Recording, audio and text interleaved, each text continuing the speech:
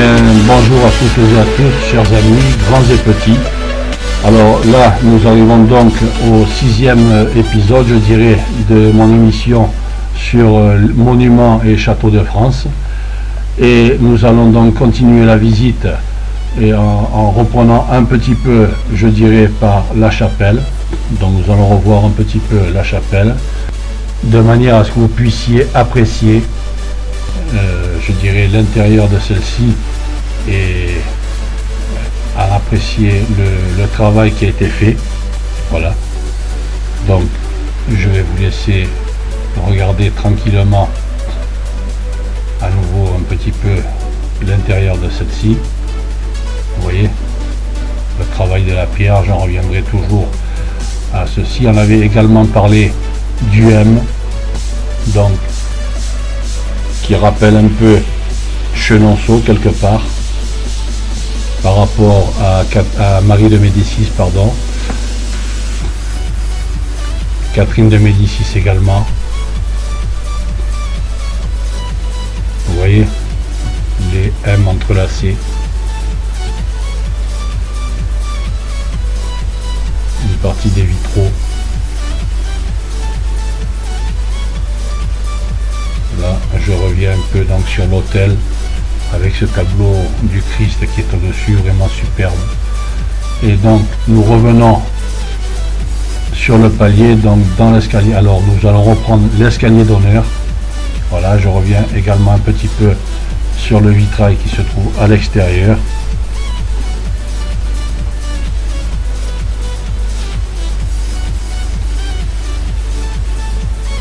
Vous voyez, c'est vraiment très joli. Et effectivement, oui, la pierre, vous voyez, en vieillissant, blanchit davantage. Donc c'est pour ça que c'est vraiment d'une blancheur, vraiment, c'est net, très joli.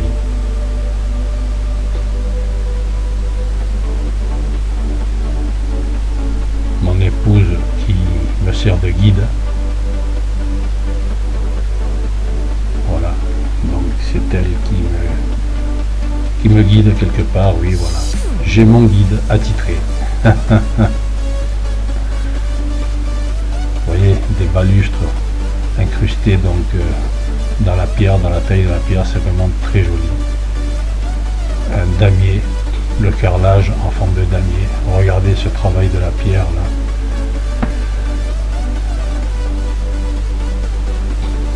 Donc là, nous allons redescendre par l'escalier d'honneur. Je dirais jusqu'au rez-de-chaussée. Nous nous dirigeons vers le vestibule. Donc. Voilà, nous empruntons l'escalier, nous descendons tranquillement et au passage, je filme un peu les différentes sculptures qui s'y trouvent, les deux tapisseries dont nous parlions également dans l'épisode précédent.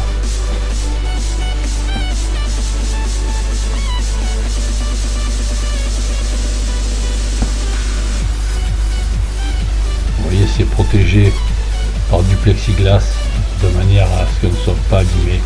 Ce serait vraiment dommage. C'est vraiment très joli, taillé dans la masse.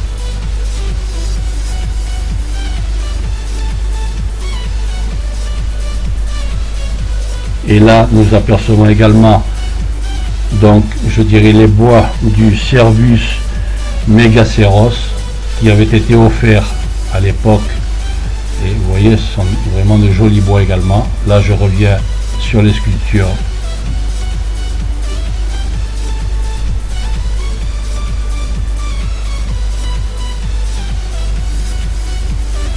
La décoration de la porte, vous voyez, c'est vraiment très joli.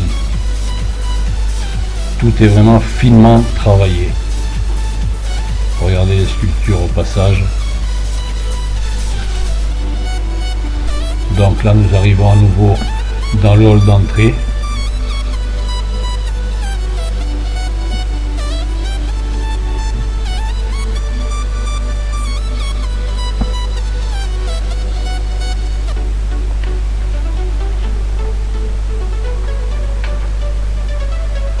Vous voyez, une très belle table, vraiment une table massive avec des poteries, c'est vraiment superbe. Très jolie table.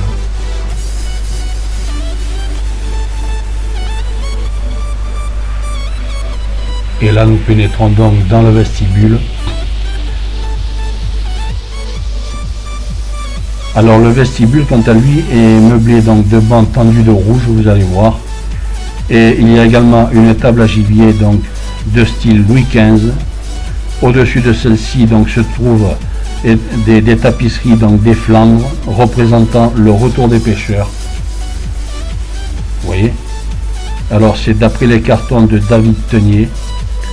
Les murs, vous avez pu le voir, sont ornés quant à eux de bois de serre.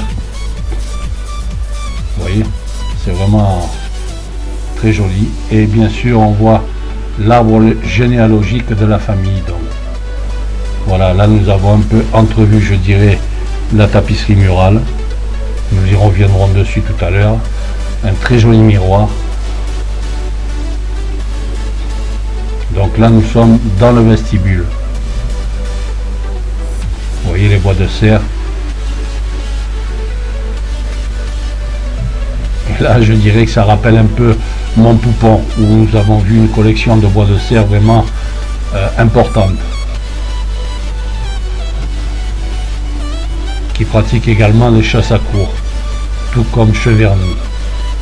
Vous voyez, là, on voit bien la tapisserie murale, donc, qui représente le retour des pêcheurs. Vous voyez qu'elle est protégée également par un plexiglas afin de ne pas abîmer celle-ci.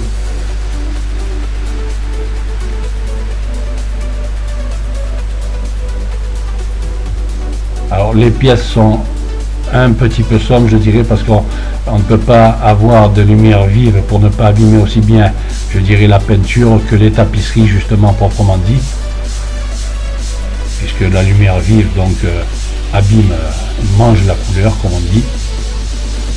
Alors là, c'est donc la famille actuelle donc qui habite le château donc de Cheverny, qui est en possession de celui-ci d'ailleurs. Le château de Cheverny est dans la famille depuis plus de 700 ans.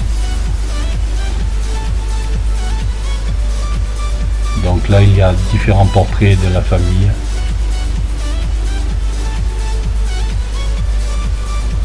Voilà, là, nous pouvons voir l'arbre généalogique. Vous voyez, c'est très joliment fait.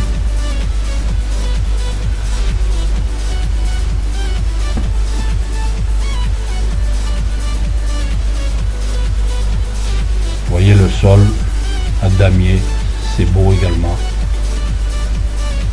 Donc je vous laisse en regarder et nous continuons donc la visite.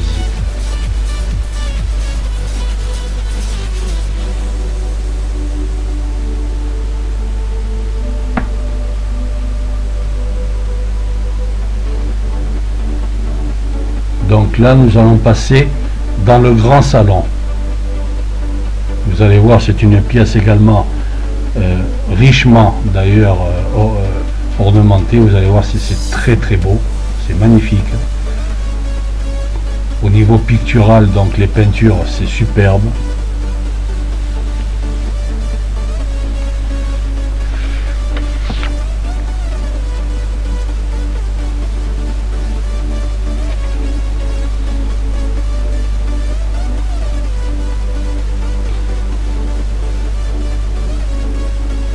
Vous voyez, c'est vraiment très joli.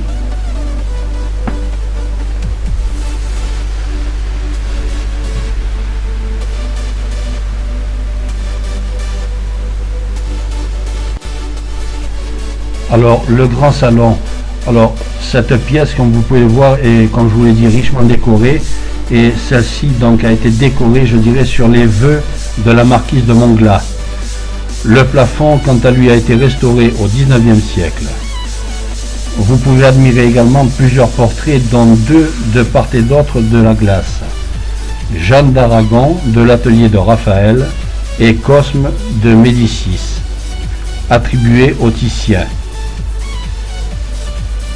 On y voit également, comme vous pouvez le voir, le portrait de Philippe Hureau de Cheverny et celui de son épouse Anne de Thou, ainsi que celui de Marie-Joanne de la Carre-Sonnerie. Vous voyez, dans cette pièce, il y a différents portraits. La comtesse de Cheverny également, par Pierre Mignard, au-dessus de la cheminée. Au-dessus des portes, les portraits donc de Louis XIII sur la gauche et de Anne-Marie-Louise d'Orléans, dite la Grande Demoiselle, sur la droite. Vous verrez, vous l'avez peut-être, oui, nous l'avons aperçu également. Et de l'autre côté, à gauche, donc nous voyons Gaston d'Orléans et à droite Anne d'Autriche. Ce sont les différents portraits donc qui se trouvent dans le grand salon. Vous voyez. Le mobilier, quant à lui, se compose entre autres donc d'une table de style Louis XVI réalisée par Stockel et également d'un ensemble de commodes. Il y a aussi des fauteuils, vous avez pu voir, de canapés donc des 17e et 18e siècles qui sont recouverts de tapisseries d'Aubusson également. Vous voyez là les plafonds, c'est vraiment superbe. Donc je vous laisse continuer la visite de cette pièce. Vous voyez les différents portraits que je vous ai cités. C'est vraiment très joli. La cheminée, la décoration de la cheminée. Je serais tenté de dire que ce château est, je dirais, aussi majestueux que Versailles. Pourtant Versailles, c'est vrai que c'est une merveille. Mais alors là, pour un petit château comme Cheverny, vraiment c'est une merveille, une pure merveille.